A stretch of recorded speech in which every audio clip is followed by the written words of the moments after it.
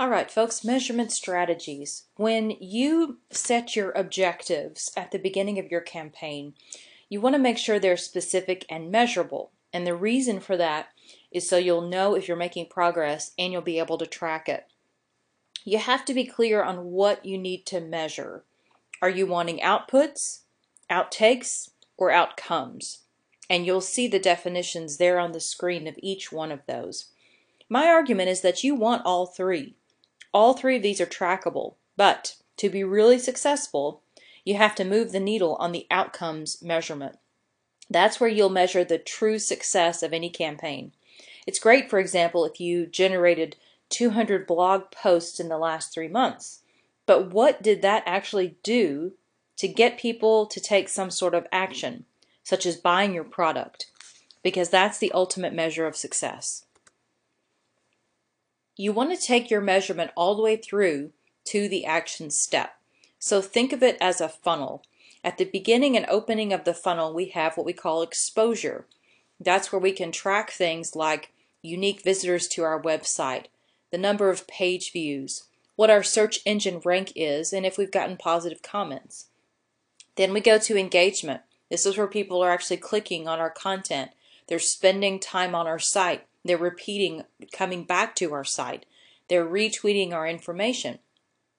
And then we get into influence. We're changing their awareness. We're changing their ideas in terms of them actually thinking about buying our product. We're making it likely that they will recommend our product to a friend. And finally, they're taking that action. They're coming into our store. They're attending an event. They're telling a friend. They're contacting our company. They're purchasing something, donating something, or volunteering for our organization. If you're only measuring the entrance to the funnel with impressions and exposure, then you're really missing the point.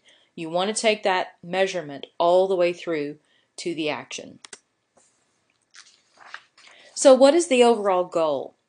You want to provide the right tools so that people can engage with your brand, your people, your products, your services on-site and off-site. So you need to track and make sense of that interaction. So here are some potential metrics for you that you can use to measure. Some of these are more helpful than others, and you may not want to do all of these, but pick and strategically select what will work for you. For example, impressions like the number of followers you have on Twitter won't really tell you how many of those followers actually attended to your content. So it might be better to concentrate on engagement and influence. Fans and followers are sometimes called vanity metrics because, again, they won't tell you anything about interactions and engagement. So instead of measuring an objective like increase the number of followers on Twitter from 10 to 1,000, a more solid engagement objective would be increase retweets per 100 followers from 5 to 10%. That gives you a much deeper, richer, more interactive and engaging thing to measure. So try to go beyond those vanity metrics. People can purchase likes and followers. So go beyond that.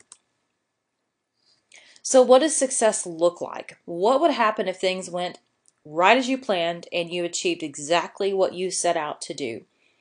You need to start this process by listing your objectives. For each one, think about what success would look like. Would your blog or subscribers to your blog, your fans, your followers increase? Would your sales increase? Would your website traffic increase? Would you get approached by journalists to contribute to more articles? The key here is to measure what is directly connected to what you're trying to achieve. Simply looking at fans and followers isn't going to cut it for all of your objectives, so pick what works for each one. If your objective is to raise brand awareness, then things like fans and followers and content shared might give you an accurate indication of how much your brand awareness is growing over a period of time. However, if your objective is to generate business leads or grow sales, these metrics mean diddly squat. Instead, you'll need to track traffic from your social media activities to your website and measure conversions. Track where email or phone inquiries are generated from? Do they come from social media? Record how many opportunities you identified through social media where people were converted to a sale. What we want to know here is how much income has been generated directly by social media activity. So think about how you can measure that.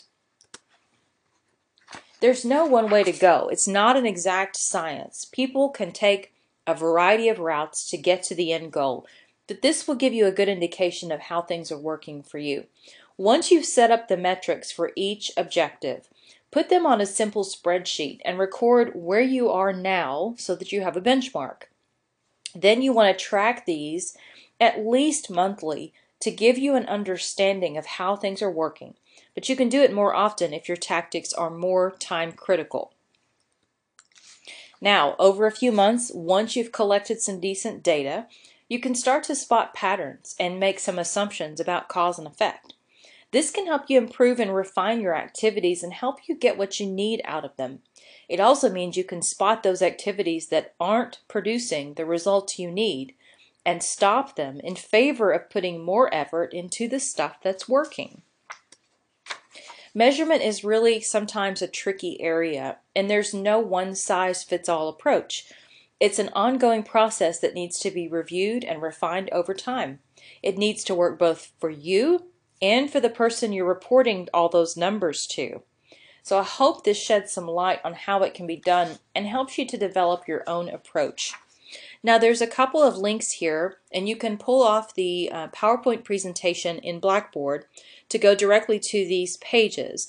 There is an interview with a gentleman that talks about, he was a marketer for BlackBerry, and he talks about, there's 100 ways to measure social media. Well, that's great, but there are 100 ways to measure social media. So he talks about how you have to strategically select measurements that work for you. Socialnomics, another short video that you might find helpful in terms of social media return on investment, what we call ROI. And then some specific measurement tools. Google Analytics, there's a video there that you can watch that tells you the kinds of things that Google Analytics can help you measure. The same thing with Facebook Insights. And then, of course, you all should be familiar with Hootsuite and what those products can do for you. All of these things can help provide systems of measurement. Hootsuite also helps you with content management. There's lots of tools out there, so feel free to go out and explore some more and see what you can find.